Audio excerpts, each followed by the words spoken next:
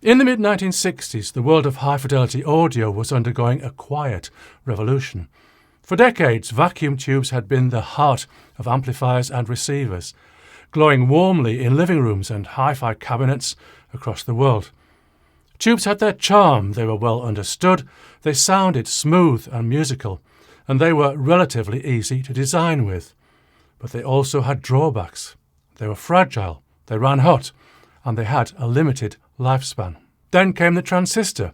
At first, many audiophiles were sceptical. Could these tiny fragments of germanium and silicon really compete with the richness and power of tubes? Would they last? And perhaps, most importantly, would they sound as good? In January 1965, Audio magazine featured a news item and a full-page ad that captured this shift. It introduced the H. Scott 260, a solid-state amplifier that promised not only fine sound, but also ruggedness and reliability. It was an early sign that the transistor age of hi-fi had begun. To understand the significance of Scott's new amplifier, it's worth taking a step back. Hi-fi in the 1950s and early 1960s was entirely, then almost entirely, tube-based. Brands like Macintosh, Fisher, Dynaco, and Scott themselves built reputations on tube gear that is still admired today. Tube amplifiers offered, some consider, beautiful sound, but they weren't perfect. They were sensitive to heat and vibration, tube failure was a fact of life, and the designs required large, heavy transformers and power supplies. In short, tubes worked nicely, but they came with cost and inconvenience. For the consumer, this meant living with amplifiers that needed servicing, generated heat, and weren't always the most efficient. The promise of the transistor was that all of this could change. The transistor had already made its mark in radios. The first pocket transistor radios appeared in the mid-1950s. And by the early 1960s, they were everywhere.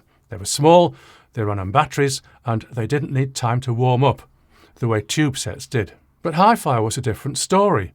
Driving a loudspeaker required much more power and much more fidelity than a pocket radio. The question was whether transistors could scale up to meet the demands of serious audio. Engineers saw clear advantages. Transistors were smaller, cooler, and potentially far more reliable than tubes. They didn't burn out in the same way.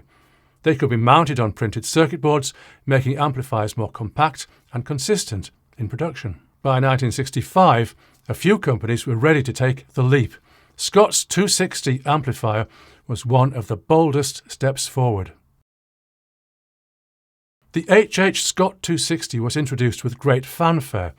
It was marketed as an 80-watt solid-state amplifier built to standards more familiar to the military than to the living room. Scott didn't just rely on the transistor's reputation, they emphasized how carefully they'd tested and selected every component. The 260 used silicon output transistors, massive heat sinks, and heavy-duty circuit boards. The company even borrowed stress testing methods from the defense industry. The amplifier was subjected to torture tests far beyond anything a home user could create.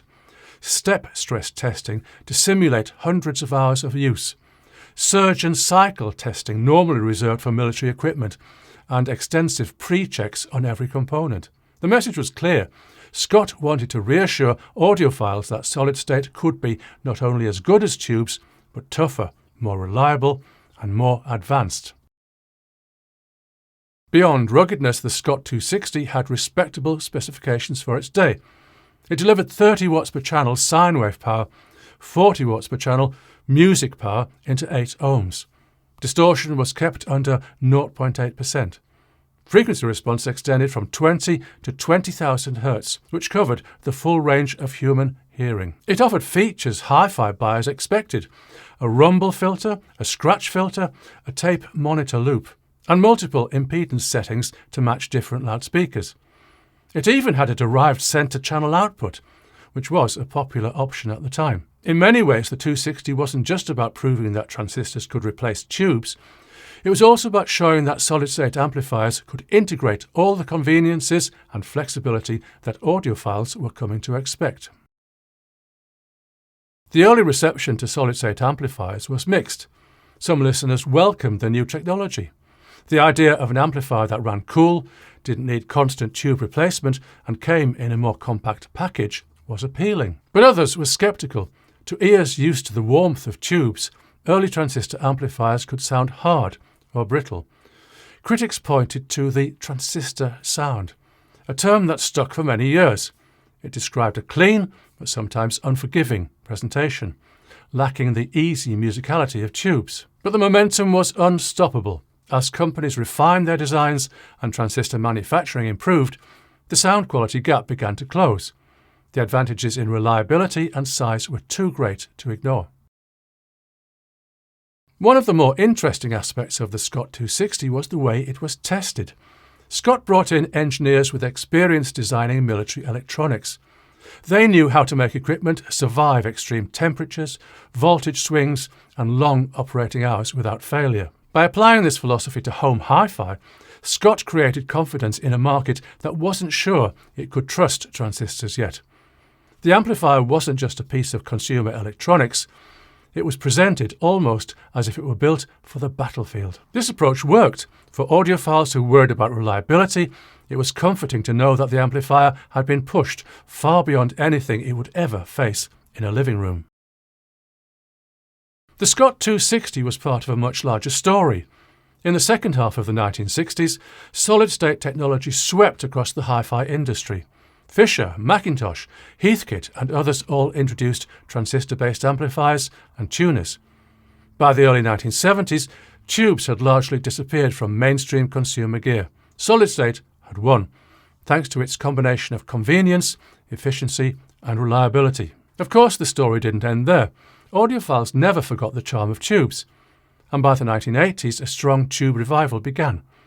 But in the 1960s, the shift to solid-state was one of the biggest technological changes the industry had ever seen. Looking back, the Scott 260 tells us a lot about the intersection of technology, marketing and culture. Technologically, it showed how quickly the transistor was moving from experimental to mainstream. In just a few years, it went from powering pocket radios to powering serious hi-fi amplifiers. From a marketing perspective, it demonstrated how companies reassured consumers. By highlighting military-grade testing, Scott addressed the biggest concern people had, whether this new technology could be trusted. Culturally, it marked the beginning of a divide in the audiophile community that still exists today. Some people embraced solid-state for its precision and convenience. Others clung to tubes for their warmth and musicality. The H.H. Scott 260 amplifier was more than just a product. It was a symbol of change. It captured a moment when the hi-fi world was shifting from one era to another, from glowing tubes to tiny transistors, from fragile glass to rugged silicon. It wasn't perfect. Early solid-state amplifiers had their critics, and the debate over tube sound versus transistor sound still echoes today. But the Scott 260 showed that solid-state hi-fi was possible, practical, and here to stay. See you soon.